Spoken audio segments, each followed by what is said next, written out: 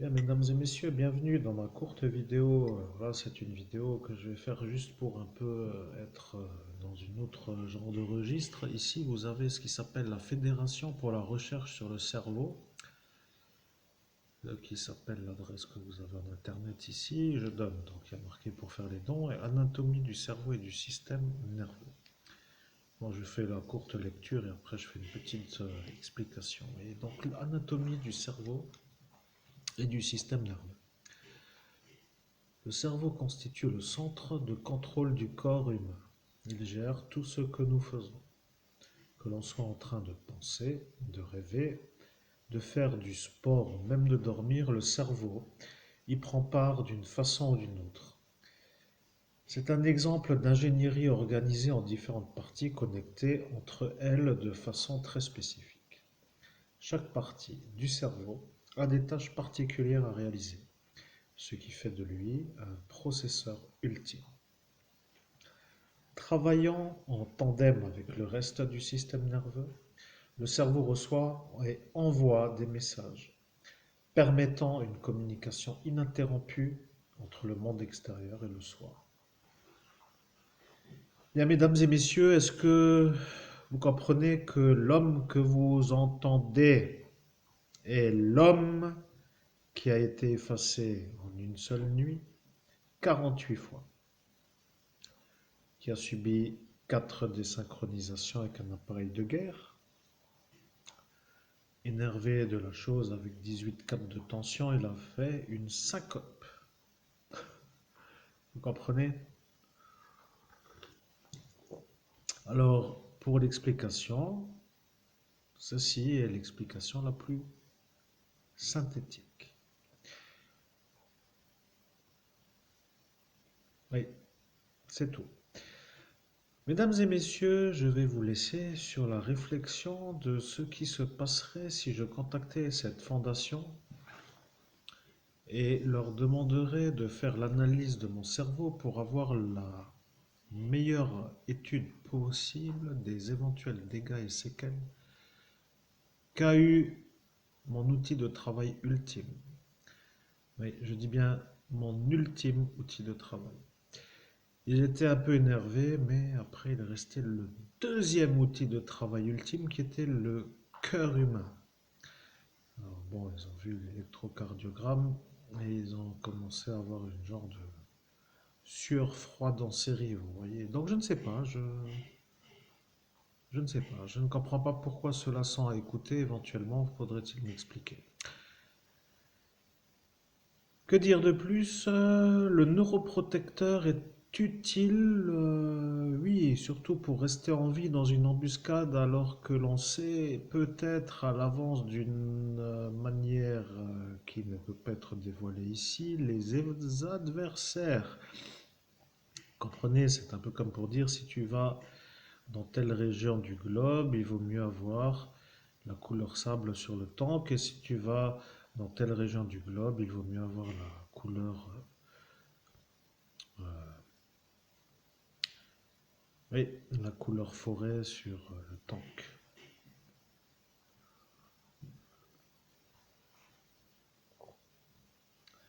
Bien entendu, si vous commencez à mettre de la couleur sable dans une région où il y a de la glace, ça pourrait encore un peu peut-être être un peu une genre de camouflage imparfait, mais quoi qu'il en soit, vous comprenez, il y a une harmonie à créer pour avoir une espèce de flottabilité, pour être un médium. Ne pas trop révéler de choses. Toujours est-il que mon outil de travail a l'air de nouveau de fonctionner et quand ça va, c'est ça qui est un peu bizarre, quand ça va pour moi, eh bien ceux qui veulent que ça n'aille pas, ça ne va pas. Vous voyez, ils ont des genres de troubles qui s'appelle l'inconfort de voir l'homme qui est moi réussir. Alors, je ne sais pas qu'est-ce qu'ils ont dans leur cerveau qui ne va pas, justement, puisque ça, si est leur cerveau à eux, vous comprenez, moi, ça va. Mais pour d'autres, très bien, ils ont un problème absolument Alors bon, vous savez, en tant qu'exorciste, d'expliquer au grand public ce qu'est un exorcisme est un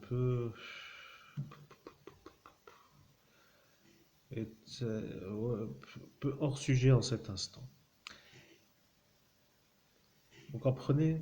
Il y a des névroses qui sont venues par le démon. Alors ceux-là, qui sont mes adversaires, vous savez, mes ennemis, certains sont des démons de l'autre côté du monde visible, vous voyez. Et certains d'entre ceux-là sont névrosés du démon. Vous comprenez ce que je veux dire, hein? Il y a dans ce troupeau, alors bien entendu, ils ont l'air propres hein, de l'extérieur. On peut même dire qu'on pourrait même leur donner leur petit,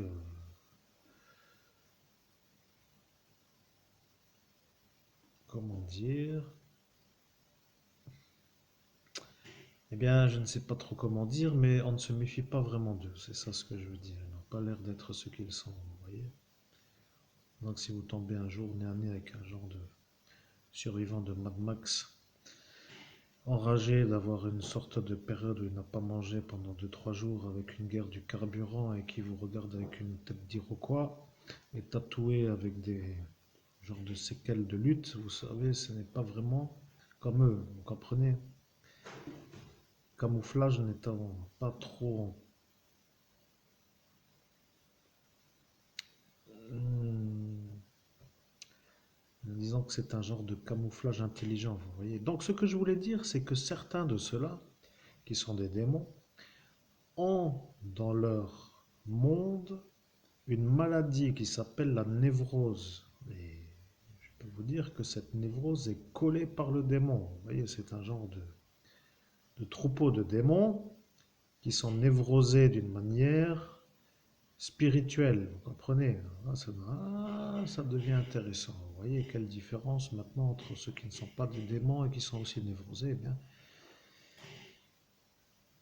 Eh bien, c'est un bon sujet. Vous voyez, il faut toute une heure là, au moins pour faire ça. Donc, ou peut-être même un peu moins, mais peut-être un peu plus. Et comme je n'ai pas prévu là de faire tout de suite ça, je n'aime pas commencer. Vous voyez, donc quel est le sujet qui pourrait éventuellement aider cela? Eh bien, il n'y en a pas. Vous voyez, ils sont buggés. Et ils sont placés à des fonctions qui sont des fonctions. Voilà, vous avez les névrosés du démon qui sont là pour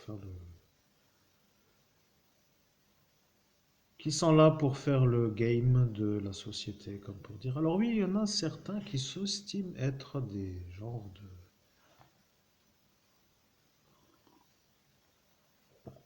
d'hommes à écouter qui font encore la morale des hommes comme moi, vous voyez. Oui.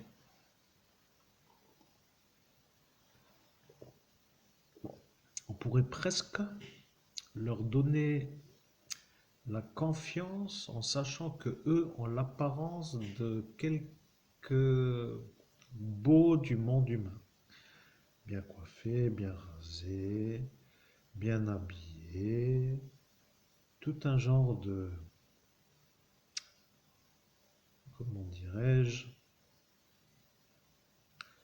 d'apparence qui est trompeuse, vous voyez. Oui, je pense que vous avez déjà peut-être compris. Alors bien entendu, ces effaçages de mémoire ont un projet qui est d'éclater le cerveau, vous voyez. Et bien entendu, bien entendu, le problème avec les effaçages de mémoire, c'est que ça grille les yeux. On peut dire que les vaisseaux sanguins des yeux sont complètement, je ne sais pas comment dire, sur pression, vous comprenez? Vous voulez faire le schéma, vous avez qu'à faire le poirier, vous mettez debout sur les mains, vous restez pas 5 secondes, mais 1 minute pour ceux qui y arrivent, et vous remettez, vous regardez la tête dans votre miroir et vous aurez compris ce qu'est un effaçage de mémoire. Alors vous pensez 48. Donc à cette fondation, je vais leur poser la question, peut-être un jour si j'y vais. C'est parce que je suis un miraculé, vous voyez, j'avais quand même, je précise, le muet de la voix, vous voyez, je n'arrivais plus à parler. Disons que j'étais tellement carbonisé que je n'arrivais plus à sortir un son de ma bouche. Toute la soirée, c'était un peu ça. Et arrive un instant, c'était trop. Vous voyez, bug de trop. Too much, comme on appelle ça, vous voyez. Alors bon, too much voulant dire too much, cela veut dire de trop, quoi, vous voyez. Arrive l'instant où le monsieur, eh bien, n'arrive plus à parler. Il faut voir avec eux, là, dans la fondation, à partir de combien d'effaçages de mémoire, eh bien, les gens n'arrivent plus à parler dû aux effaçages de mémoire. Et y a-t-il des séquelles? Ou est-ce que cela est un problème à long terme? Ou est-ce qu'il y a des dégâts non visibles qui apparaissent dans le futur? Vous voyez, ce genre de questions qui fait que certains ne seront de nouveau pas contents. Mais pourquoi sont-ils avec moi pour dire que s'ils ne sont pas contents, ils n'avaient qu'à rester chez eux? Vous voyez, je pose des questions logiques, je m'intéresse à mon futur. Bien, c'est tout, on n'a rien d'autre à raconter pour l'instant. Mesdames et messieurs, c'était agréable d'être avec vous. J'espère que les vidéos vous plaisent. J'espère bientôt pouvoir faire autre chose que de tourner en rond dans ma soirée, à faire de la récitation de ce qui s'est passé et de pouvoir m'extraire de nouveau pour avoir un rythme différent. L'idéal, je vais vous dire quand même, c'est d'aller dans des lieux où j'allais pour dire de faire une vie comme avant, vous comprenez, mais j'espère ne pas être puni par rapport à mon genre sexuel, mon orientation hétérosexuelle, parce que la ville de Metz, c'est un peu une genre de drôle de ville. Apparemment, il y a des gens là-dedans d'une instabilité neurologique. Alors, ils ont une sorte d'entreprise qui s'appelle l'entrepreneuriat de ce qui s'appelle le débarrassage de la surface du sol des hétérosexuels. Ce genre de milice installée dans la politique qui se prend en droit de dire que les hétéros n'ont qu'à dégager. Vous voyez ce genre de phénomène-là. Bon, je ne veux pas trop creuser, c'est pas l'heure, vous voyez, mais je peux vous dire que j'en ai chié pendant presque 7 ans, cette année, presque entre 6 années et 7 années.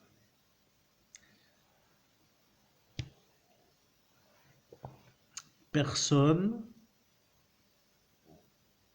oui, personne prend son sens. Le vide prend le sens de ce qui s'appelle la présence. Vous vous rendez compte? Le vide s'installe dans la présence. Alors, certains vont commencer à faire une équation pour comprendre le phénomène de l'introduction du sujet de philosophie, mais je peux vous dire qu'en pleine capacité cérébrale, il vaut mieux contrôler le vide pour pouvoir rétablir le plein. Vous voyez. Cela m'en fait un genre de bug longue durée pendant cette année de vide. Vous voyez. Donc du coup, je n'ai pas trop eu l'occasion de faire du commerce, je n'ai pas trop eu l'occasion d'installer des relations, de faire de l'évolution du chiffre d'affaires. J'étais surtout en train de me recoller comment pourrais-je dire, les possibilités suite à la dégradation. Vous voyez, c'est un peu comme pour dire de mettre du scotch sur la carrosserie qui fuit, comme pour dire, pour schématiser, c'est une métaphore, ne vous inquiétez pas, récupération un peu personnelle. Mais, comme maintenant ça va, et que je me retrouve à dire, waouh, cool, ça va de nouveau, mais pas de voiture, pas de, comment dire, alors là, gros bug, vous voyez. Pas de voiture, pas trop de thunes, et oui, pas trop d'argent. Le meilleur médium au monde est un homme qui est en train de revenir tout juste de la nuit, tu vois.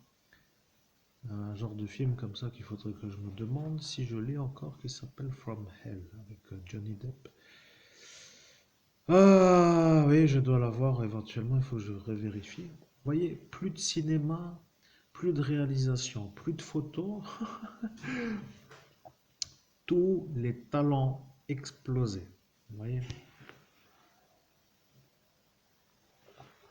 Ouais, de toute façon, on pourra toujours faire le récit biblique avec la fructification des talents, vous voyez. Certains disent que photographe c'est un peu comme ça, d'autres comme ça, réalisateur comme ci, d'autres comme ça. Enfin bref, chacun a son avis. Félicitations si vous travaillez d'une régularité sur la durée, oui c'est vrai.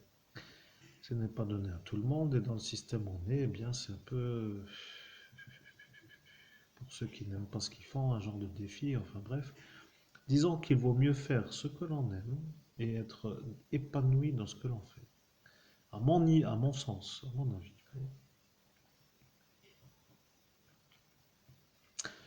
Maintenant, le coup de pression pour être rentable, ça s'appelle le capitalisme.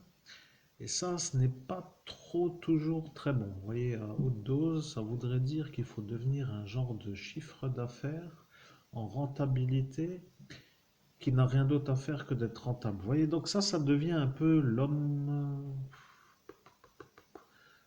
instrument qui crée, on va dire, je ne sais pas comment dire, plus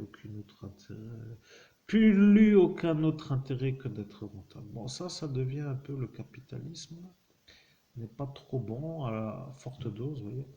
Pour ce qui est du genre d'autres philosophies communistes, là ça devient un peu improbable pour moi d'être dans la non-possibilité de penser comme je veux, donc il y a une contrainte cérébrale à ne pas penser autrement que comme on dit, et de rester pauvre pour être guidé par le riche du troupeau, mais bon, pas trop bon non plus, vous voyez. Donc en fait, il faudrait un genre de capitalisme déontologique. Oui, un genre de capitalisme déontologique. Vous voyez, je fais un genre de cours de fantasme philosophique. Qu'est-ce que ça pourrait être du capitalisme déontologique? Eh bien, du capitalisme déontologique, ça pourrait être, par exemple, de vous donner, par exemple, je ne sais pas,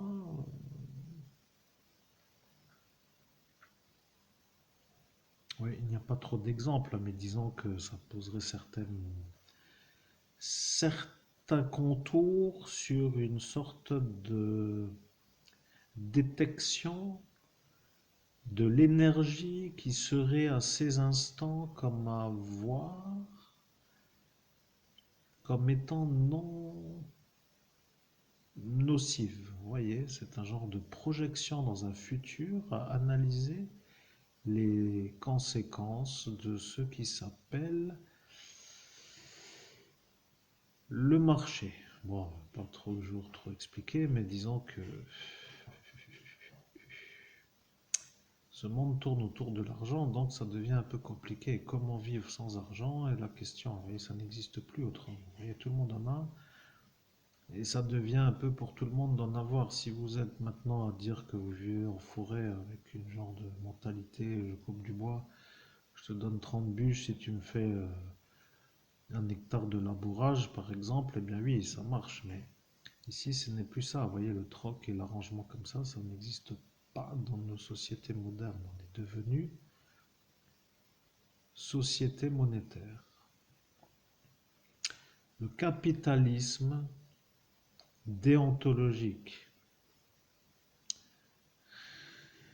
Oui, ça ne sert à rien d'offrir généreusement des...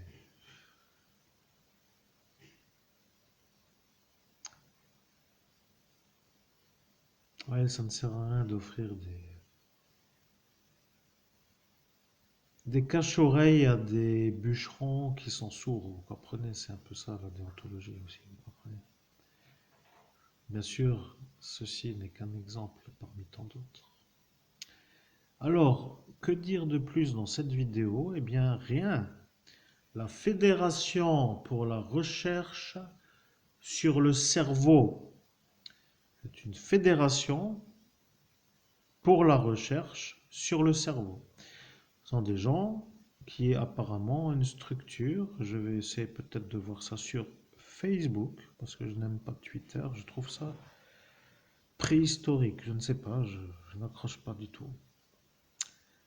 Après, chacun peut penser ce qu'il veut, hein, c'est pratique, mais on est bombardé de tous les côtés de petites phrases qui ne veulent pas forcément dire grand-chose. Je trouve ça vraiment pas à mon goût, mais comme ça répond à des besoins d'autres qui trouvent ça à leur goût, après tout, que chacun est sur la plateforme qu'il souhaite. Vous voyez. Donc du coup, au Facebook, oui, je vais aller voir sa fédération pour la recherche sur leur cerveau et je vais leur dire Hello, je suis le meilleur médium au monde, je reviens de l'enfer. Ouais, bon, disons que j'aimerais bien me faire des vacances au soleil avec un genre de lieu paradisiaque avec une chaleur qui ne me terrasse pas non plus, mais agréable sans être étouffante, et agréable voulant dire ne pas être trop basse. Quel est le bon chauffage, n'est-ce pas? Je suis dans le futur de la projection, parce que vous commencez à comprendre, mesdames et messieurs, la planète commence à chauffer, n'est-ce pas? Je peux encore moins me dire que si je veux aller dans un endroit où il ne fait pas trop chaud, je peux. Vous voyez. Imaginez-vous, vous, sur l'équateur, vous comprenez, on n'est pas nous sur l'équateur, mais imaginez-vous, vous, du matin au soir. Eh bien, il y a de quoi devenir fou parfois. Bon, on va pas non plus trop creuser ça, mais bon, le capitalisme déontologique, je peux vous dire qu'à ma manière de faire, j'en verrai carrément des genres de... Ouais, je sais que j'y suis pas, et que je suis pas dans le business, et que je suis pas dans le commerce, et que je suis pas dans le marché, et que je ne suis pas dans l'actif de la grande économie. Mais il y a parfois des choses à faire, et puis bon, après chacun peut penser ce qu'il veut, mais je reviens tout juste à penser à la température. Vous voyez, ça devient critique. Vous riez, mais je peux vous dire que ça devient inquiétant. Oui, c'est un sujet qui va être traité dans une autre vidéo. Quoi qu'il en soit, le sujet n'était pas ça, mais je relève que là, eh bien, se trouve être une porte qui s'appelle l'éventuelle éventualité d'orienter une vidéo vers un sujet qui s'appelle l'environnement. Mesdames et messieurs, à bientôt pour une prochaine vidéo. Ceci étant juste pour dire que l'homme le plus effacé de France, de l'Hexagone, est de retour. J'espère que ça vous plaît.